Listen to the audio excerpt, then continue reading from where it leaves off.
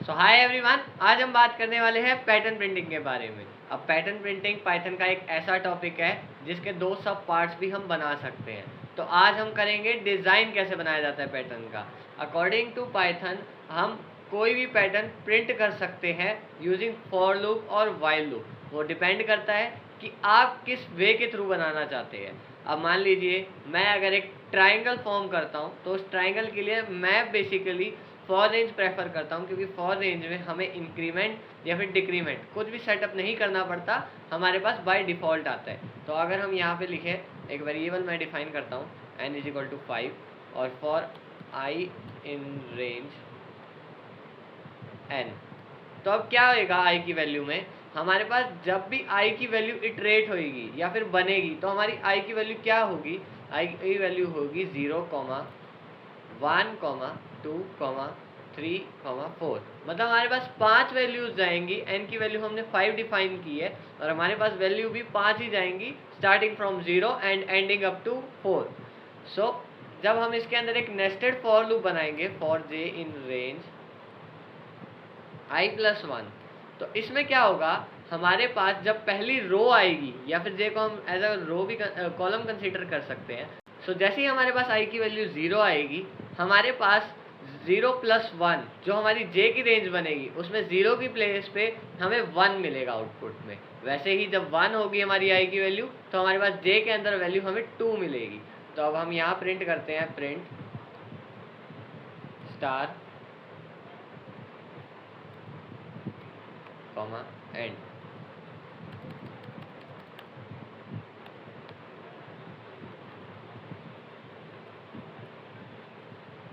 और इसके बाद हम करते हैं एम्प्टी प्रिंट।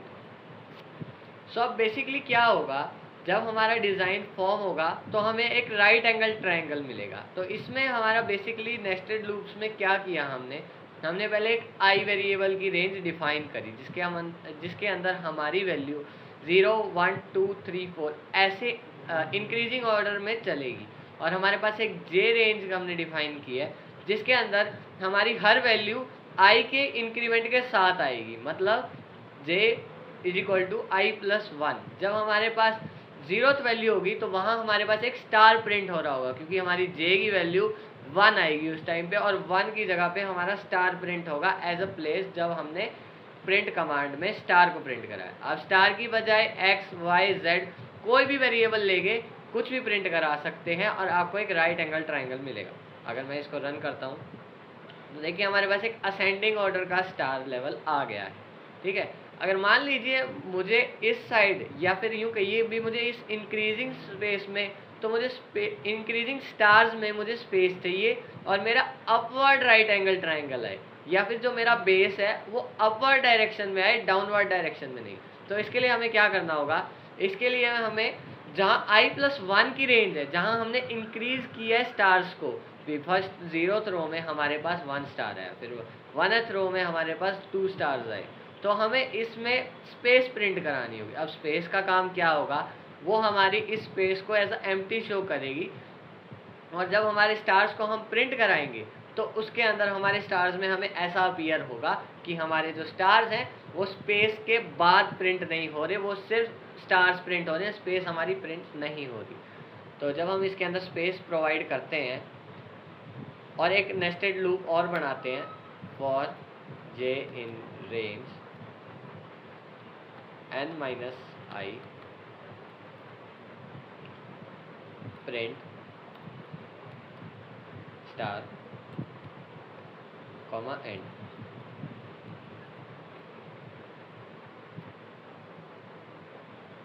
तो अब इसमें क्या हुआ, हमारे पास जब इंक्रीजिंग स्पेसेस आए तो हमारे पास एक डिक्रीजिंग स्टार पैटर्न आया। अब डिक्रीजिंग स्टार पैटर्न में इसने क्या किया, मेनली आप देखिए, जब हमारे पास, मैं आपको स्क्रीन पे लेके चलता हूँ, जब हमारे पास n की वैल्यू जब हमारे पास 5 थी और हमने रेंज क्या सेट करी j के दूसरे लूप में, कि हमारी जो j की वैल्यू होगी जब हम स्टार्स प्रिंट कराना चाहेंगे तो हमारे पास n-i आए।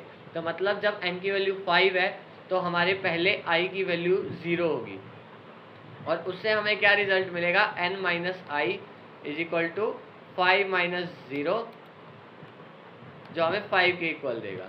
तो तो अब इसका लॉजिक आप समझ पा रहे होंगे कि जब हमने 5 माइनस 0 को प्रिंट किया तो हमारे पास 5 आया और 5 स्टार्स आए हमारे पास। वैसे ही जब i की वैल्यू 0 होगी तो हमारे पास 4 स्टार्स आएंगे। वैसे ही जब हमारे पास i की वैल्यू 2 होगी तो हमारे पास 3 स्टार्स आएंगे। n की वैल्यू फिक्स है क्योंकि हमने एक ऊपर वेरिएबल डिफाइन कर चुके हैं कि हमारी n की वैल्यू फिक्स रहेगी और हमारी i की वैल्यू भी n की ही रेंज में रहेगी। उसके वो हमारे ऊपर डिपेंड करता है कि हम उसको एडिट कर सकते हैं, डिपेंड करता है कि हम उसको इंक्रीज करते हैं वेदर हम डिक्रीज करते हैं। अगर डिक्रीज करते हैं तो हमारी वैल्यू माइनस से शुरू होती हुई जाएगी, जो हमारा लूप वर्क नहीं करेगा उस पर, क्योंकि हमारे लूप्स में बेसिकली जब हम नंबर्स प्रिंट करते हैं तो ही हमारी जो है नेगेटिव वैल्यूज रन करती हैं। जब हम स्टार या फिर कोई पैटर्न को प्रिंट करते हैं तो उसके अंदर हमारी वैल्यू जो है प्रिंट नहीं होती है।